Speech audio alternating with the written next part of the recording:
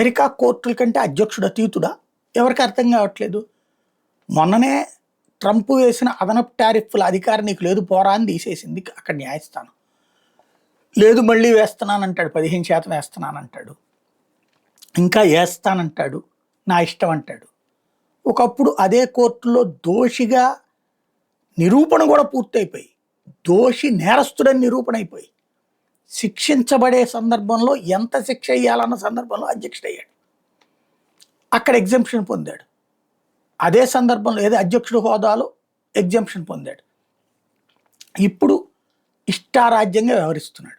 అదేమంటే నిన్న మీటింగు 100 నిమిషాల సేపు ఆగకుండా మాట్లాడబ్బో అసలు అమెరికన్ ప్రజలు పిచ్చెక్కిపోతున్నారు, ఇన్ని విజయాలు అసలు ట్రంప్ అంటే, ఎంత గెలుపో ట్రంప్ అంటే, అసలు అమెరికాను దారికి తెచ్చేశాడు, సూపర్ కింగ్ అని తనకి తానే తొడలు కొట్టుకుంటున్నాడు, తనకి తానే ఈపులు జరుచుకుంటున్నాడు.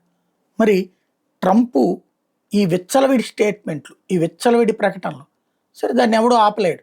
బైడెన్ అయినా ఇట్లాంటి తలతెక్క పనులు చేశాడు, కానీ బైడెన్ కంటే తలతెక్క పనులు ట్రంప్ చేస్తున్నాడు.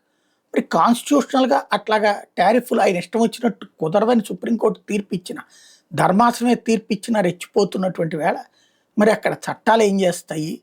అధ్యక్షుడికి కోర్టుల కంటే అతీతుడా సుప్రీంకోర్టు కంటే అనేది తేలాల్సి ఉంది.